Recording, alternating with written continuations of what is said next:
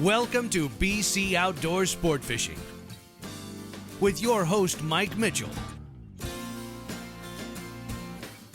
BC Outdoor Sport Fishing is brought to you by your Toyota BC dealers, Rapala, Kingfisher, Yamaha, and the Pacific Salmon Foundation.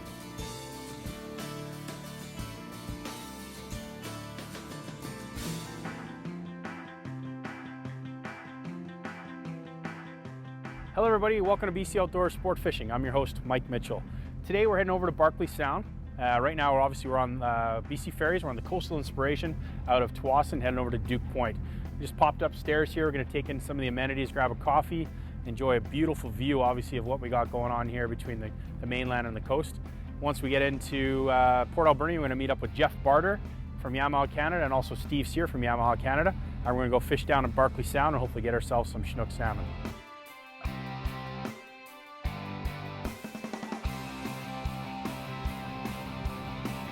Hi guys! Hey Mike. Hi. Well, should we catch some fish? We should. We're gonna try. Let's talk about first, Steve. Well, first of all, we should introduce you guys. This is Steve Sear from Yamaha Canada, Jeff Barter from Yamaha Canada. Welcome guys. Thank you. Thanks. Let's talk a bit about where we are first, Steve. Well, right now we're at Clutha Haven Marina in downtown Port Alberni. Okay. Port Alberni, it runs about a 25-mile inlet all the way to the coast. Okay. So we're going to find some fish somewhere between here and the open ocean. Sounds good. Jeff, what kind of fish are we going after? I chase some chinook, some coho, and maybe see what else we can scare on. Sounds good. What do you guys think? Should we get the boat loaded and let's go? Go catch some fish. All right.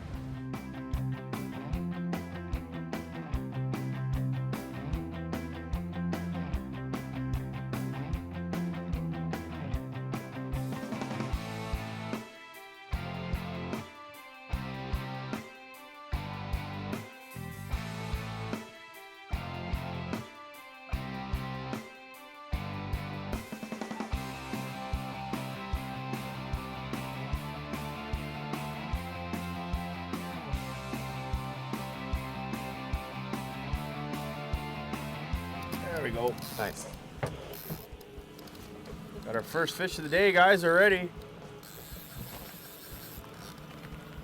Oh, on the... Hit that rigger, JB.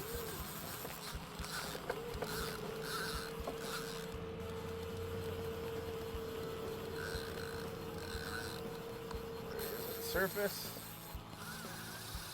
Oh, nice run. Nice. We got a good fish here, guys. Excellent.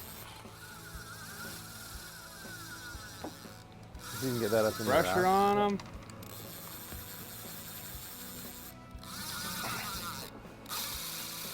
Okay, we're okay right now. Yeah, we got to go back on them, guys. Okay. In a hurry. Got it, Stevie. You can run that.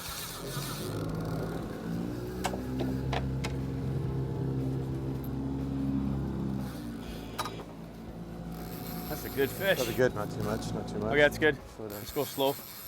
This is a great thing about having guys on board that know what they're doing because we can work the fish and the boat at the same time. Got a look at that yet? Oh, he came to the boat, came up, and then he's gone.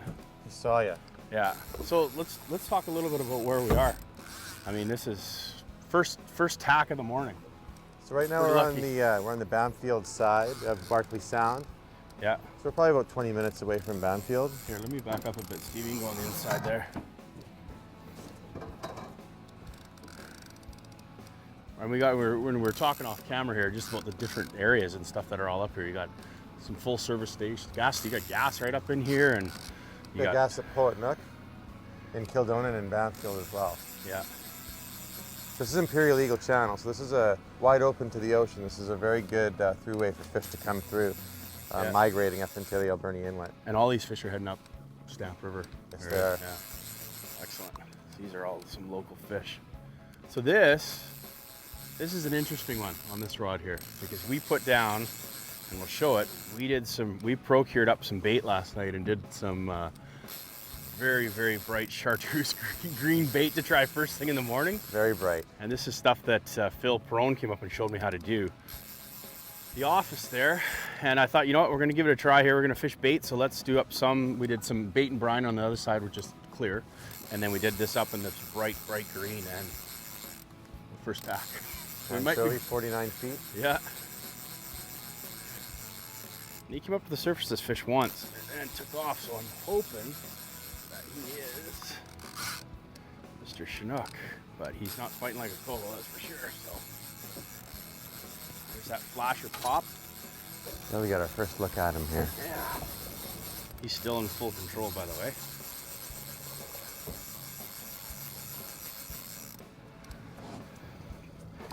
The light's a little tough. There he It's is. nice Chinook. Nice fish, Mike. Nice Chinook. We got Jeff running the boat here for us, and Steve's gonna run this. Okay, I'm gonna pop her out. Okay, you ready, Steve? I'm gonna try and bring his head up here.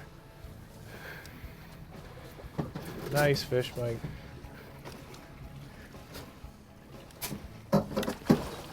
Nice start to the day, Nice done. boys. Nicely done. Nicely done. Great start. That's a beautiful Awesome. fish. And what do you think? That could be pushing high 20s, boys. Very nice. Hey? Look at that. Nice. What do you think? Slamming the boat! Oh, that is an absolutely magnificent start to the day. First fish of the trip, boys. Nicely done. Nice little Chinook. I just happened to be at the corner rod there, so sorry you guys. Fight the next one. How's that? Sounds fair. Yeah. All right, let's get him in the box. It'll be great eating fish. Excellent.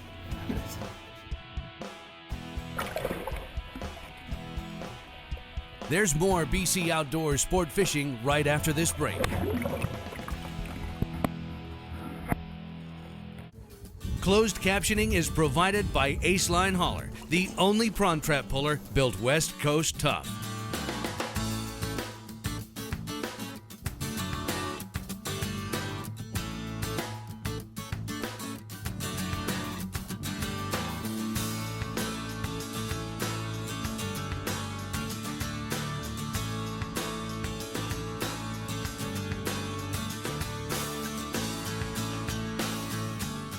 Fish on! Nice bite, Steve. Way to jump that rod. Guess what that's on? Bait again. That's on bait. That's an issue right there. That stopper's all buggered up here. How you feeling? Well, he's not as big as our first fish of the day. But he's not a mackerel, He's not a mackerel. so we're ahead of the game. Let's have a look at him. You need a net on this guy, or what are we Let's thinking? have a look and see. Oh, nice little.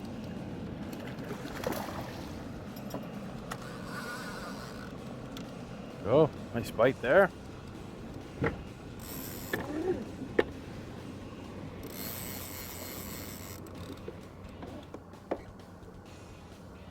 It's full of fight.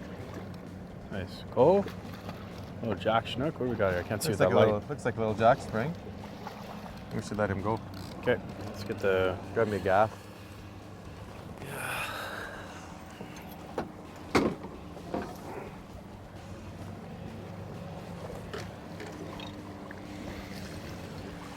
Little guy. Ooh. He's got both.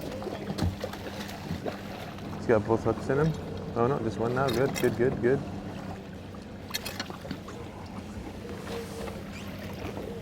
Should help if you stand on my foot. Well, it just helped if I could actually get in here instead of standing back 18 feet from it. But then I can't watch. There you go. All gone. Don't even touch that fish. Nice. All right. Let's get that bait back in there, eh? Absolutely.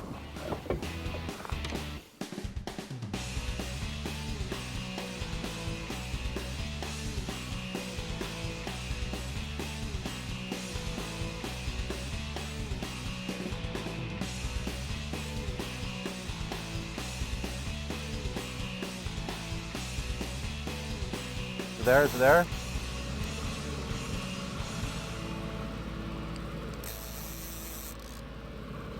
There we go. Got him. Oh, yeah. That's a good fish. Okay, hang on. Just take him one step forward. So you're not wrapped up in that bait, that's all. That's better. Soft strike, eh? Yeah, but we're right on him, though. It's a little nibble. Right. Might be a coho. We got a little coho here, I think. Yeah, we got a coho. He's surfing him in. He's got all wrapped up here. You want to keep him? Oh, we'll see if he's hatchery or wild.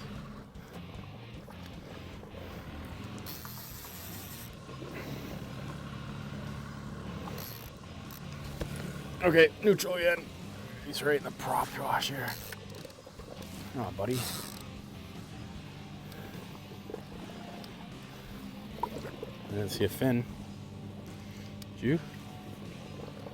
Yeah, he's got one. I think he's got one. Yeah, he's wild. We'll let this guy go anyway. What's that? He's a wild fish. He is? Yeah. So we're gonna be really delicate with this guy here. Another good little fish though.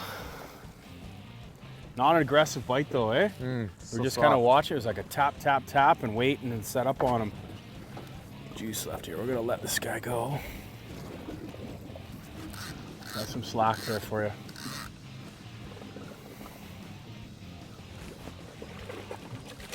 Okay, there he goes. There he goes. Nice. All right, coho, wild one. Not what we're looking for. We're looking for the big chinook, or maybe even a hatchery clipped coho, right? That would be nice. Because again, the regs in this area are. Well, we want to keep hatchery coho only. Yep. Barbless hooks. Okay. Chinook. What's the possession limit? 2? 2 and 4. 2 and 4. Perfect. All right. Well, let's go see if we can't catch some more Chinooks. We're coming up to the hot spot here. Let's do that. Learning with the pros. Brought to you by your Toyota BC dealers. Jeff, so we've been trolling around most of the day today. Spent a lot of time on the kicker, and actually this summer we spent a lot of time in the boat, running it back and forth, whether it be from Shearwater to here to there to there. We've been putting tons of hours on the main motor and even more hours on the kicker.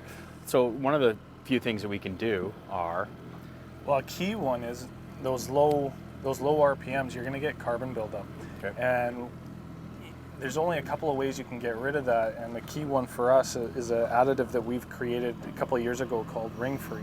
Okay, which is this product here. Which is that product there, and what it is it's a fuel additive that will basically, it's a proven fact, it'll pull the carbon out of the combustion chamber, which is going to help you through durability, fuel economy, all of the pros that we want for longevity of our motors. Yeah. We took it up one step this year, and we added the plus to it, and we added a bunch of other additives to combat the unknown that's coming to the market with ethanol in our fuels. Sure. We know that ethanol, being a bioproduct, attracts to water.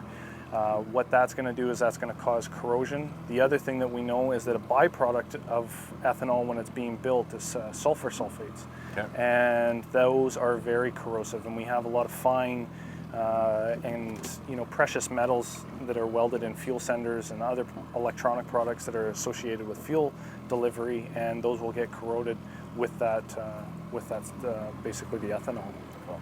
Big picture is we take care of our motors, they're going to take care of us really on the For water. sure. And we have limited season, and you don't want downtime. It's not just the long-term picture, it's also the short term with downtime in your peak fishing season. Yeah. And then end of season, there's winterizing, there's all this kind of stuff. And I think one of the things that people, they know they got to change the leg oil, they got to do this, they got to do that. But one of the big things that I'm learning more and more about is fuel stabilizer. Yeah. Stabilize that fuel so that when you go to fire it up in the new season, you're not running crap gas through it. And that's the big thing. And you guys have another product too out there, Yeah, right? we have our fuel stabilizer and conditioner plus.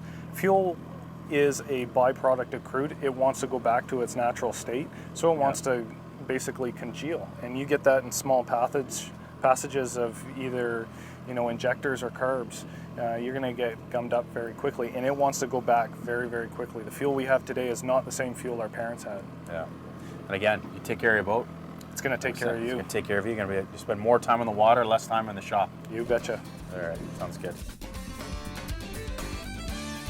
There's more BC Outdoor Sport Fishing right after this break. Let's get back on the water with BC Outdoor Sport Fishing.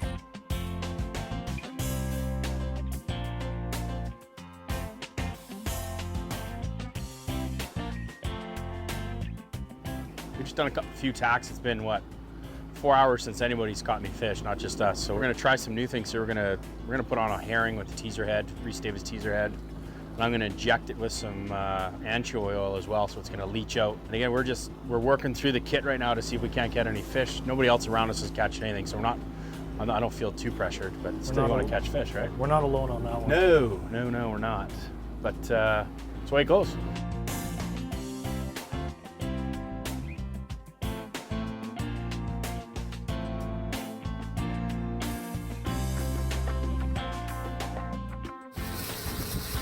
That's a nice fish. Nice, buddy. Let's have some, oh my. Beauty. All right. Okay, well, it's been what? Almost a few hours between fish. Sure We got has. first light this morning.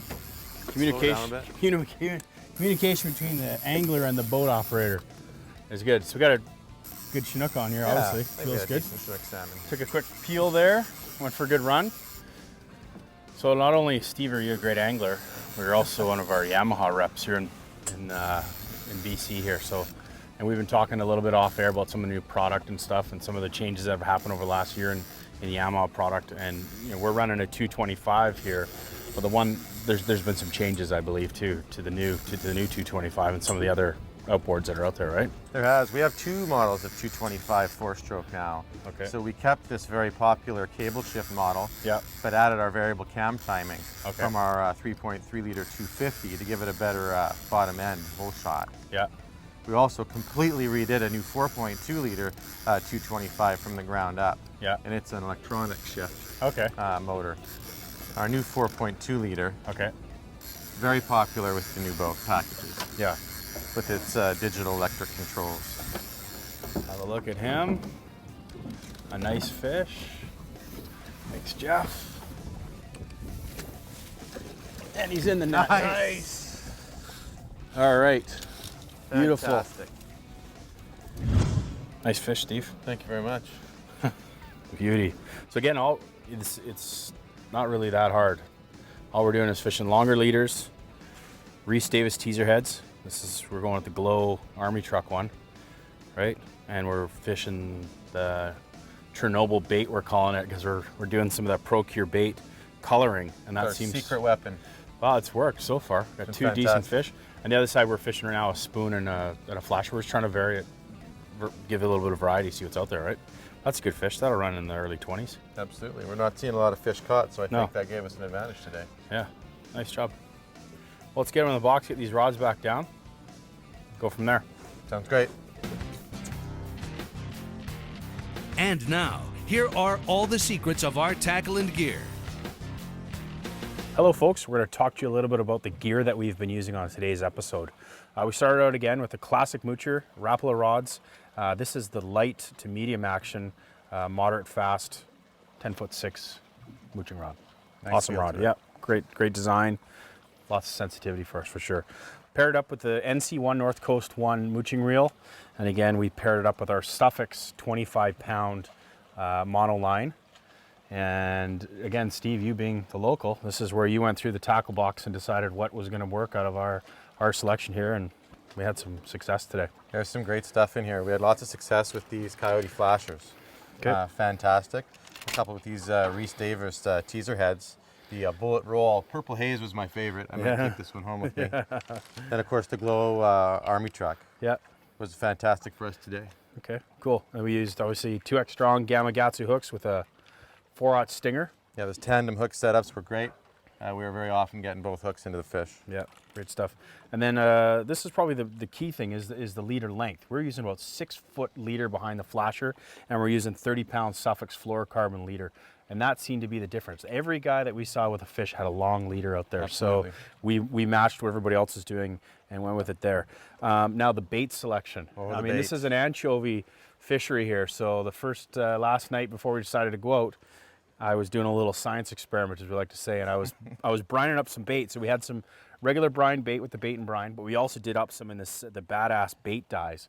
And we went with the chartreuse lime fluorescent, which was whatever. We were going to try it, and that's what we got our fish on, is that. So this stuff worked excellent. And also what I added too was the actual liquid UV as well, just to give it that extra little glow and, you know, stand out in the crowd, right? Let's make sure we can be a little different than everybody else. And if you got a whole bunch of bait fish in front of you, if there's one that looks different, smells different, that's could be the difference of getting a fish. So here, folks, here's a quick look at what the bait looks like when it comes straight out of the tune. This was our lime green one. You can see some of the residue still on there.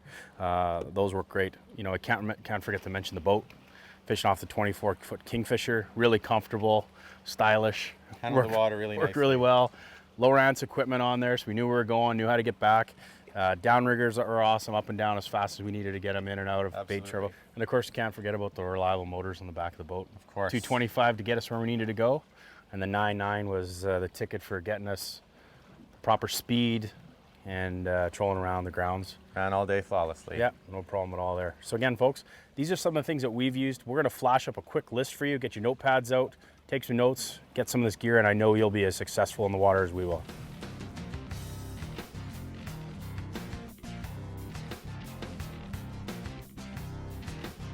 All tackle and gear is available at Steveston Marine and Hardware.